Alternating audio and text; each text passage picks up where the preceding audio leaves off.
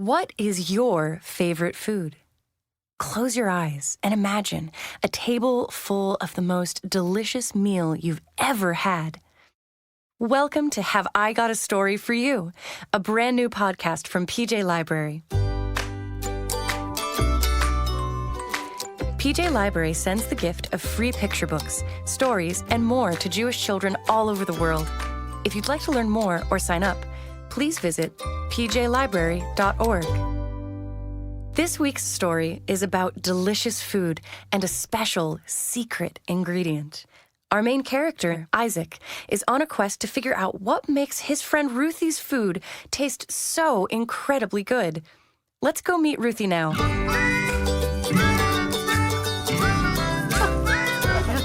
Shabbat shalom. You're awesome. Thank you so much. What are you up to these days? Meet Ruthie. Hey, you're hungry, right? Come on in. Come on. Oh, not right now, Ruthie, but thanks anyway. Ruthie lived in a tiny little house with just one room at the edge of town, all by herself. But she had plenty of company, especially on Shabbat, when she always hosted a crowd. There's plenty of room. Sit. Make yourself at home. I'll get you a plate. She's great, isn't she? Ezra, stop hogging the Brussels sprout. Now let's venture to the other side of town, where there's only one very large, very fancy, but also empty house. The owner of this house is Isaac. Security! There's riffraff on the property. Isaac, it's us, the podcast crew. You said we could stop by? Yeah, that's right. Sorry, you can never be too careful. Right? Carry on. As we were saying, Isaac also lived alone, but in a very large house with so many rooms, he lost count. No, I know exactly how many. It's 30 rooms.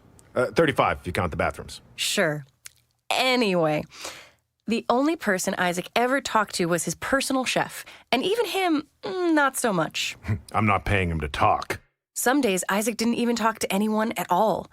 But one Friday night, Isaac happened to pass by Ruthie's house and got a whiff of something that made his stomach rumble. I didn't realize how late it was. I'm hungry. Isaac found the scent too tempting to ignore, and he knocked on Ruthie's door. Isaac? Is that you? I haven't seen you since Mrs. Kugelmaker's math class in 10th grade. What have you been up to? Yeah, I'm keeping busy. Well, you're just in time for Shabbat dinner. We'll make room for you. Scoot down, everybody. Go ahead. Scoot. Squish. Isaac hadn't stepped foot in such a modest house in quite some time. But everyone was friendly, and the food was delicious. It was so delicious, in fact, that he was kind of annoyed. Isaac is kind of annoyed a lot of the time. I hired the best chef in all the land, but this food is far superior. I demand the recipe. Don't be silly. Of course I'll share my recipes. Just ask nicely. Please. And so Ruthie gave Isaac copies of all of her recipes. He carried them home and excitedly presented them to his chef. A few nights later, Isaac was excited to eat more of that delicious food. He called out to Chef to make one of Ruthie's recipes and waited impatiently for his food.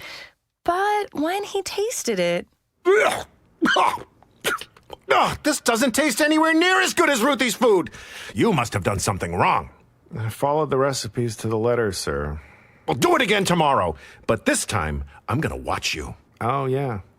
Yeah, that's great. I love when you watch me cook. The next day, Isaac watched the chef prepare everything, just as Ruthie's recipes said.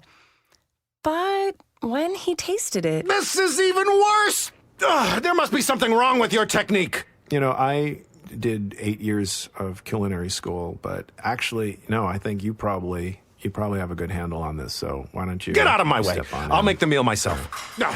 You can't do So something. Isaac rolled up his sleeves, put on an apron, and got to work.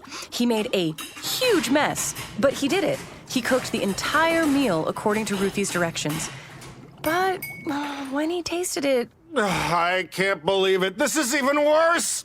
How could this be? Chef just shrugged and then made himself a cup of hot cocoa. There must be something missing from the recipe. A secret ingredient. I'll make Ruthie tell me what it is.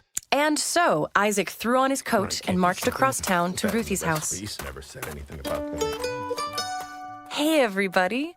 I hope you're enjoying today's episode. I wish you could smell and taste Ruthie's amazing dishes through the microphone. Perhaps you can imagine them. Ah, doesn't that smell good? You know, Ruthie and Isaac remind me of a very, very, very old story from a book, the Talmud. What's the Talmud? Long ago, rabbis had conversations about all sorts of laws and ideas from the Bible. Those conversations were written down in a book we call the Talmud, which is Hebrew for learning. And if you'd like to learn more about the story that inspired this episode, head on over to gotastorypodcast.com. Now, back to the action. Isaac, 2 Shabbats in a row. Come in. There's But room. Ruthie, I'm actually here because... Shh, no buts. I insist. Isaac found a seat at the crowded table again and sang the blessings with all the other guests, just as he had the week before. And when the food appeared on the table, it looked and smelled just as good as it had the week before. And when he tasted it this time...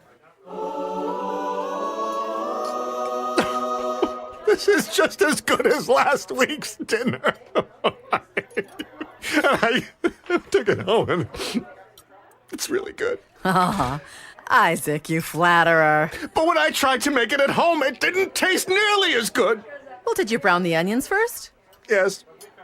And you used fresh vegetables, not frozen? Yes. Did you stir constantly, simmer for exactly half an hour, and sprinkle with finely minced parsley? Yes. But it wasn't nearly as delicious. What is your secret? Ruthie paused, thoughtfully. She looked around at the busy, crowded house and all of the people gathered together. Then she looked at Isaac warmly and asked, Well, did you bring all your friends together at the table? And light candles for a soft glow, and sing blessings, and share a cup of sweet wine, and pass bits of challah down the table for everyone to taste? No. Aha! That's the missing ingredient, Isaac. But it's not really a secret.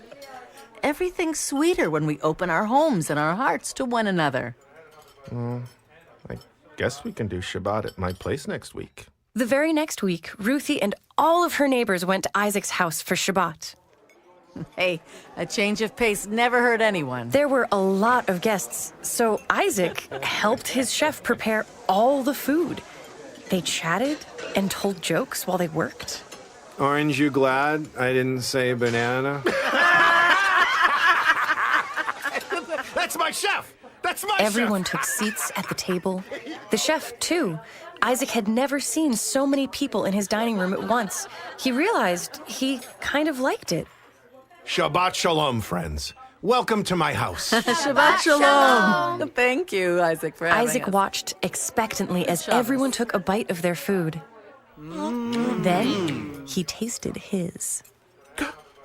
Delicious! From then on, Ruthie and Isaac spent every Shabbat meal together.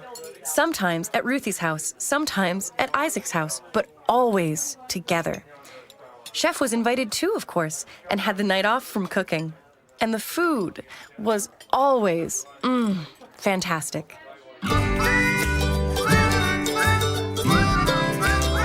Hey, Ruthie, pass me a plate. That kugel looks incredible.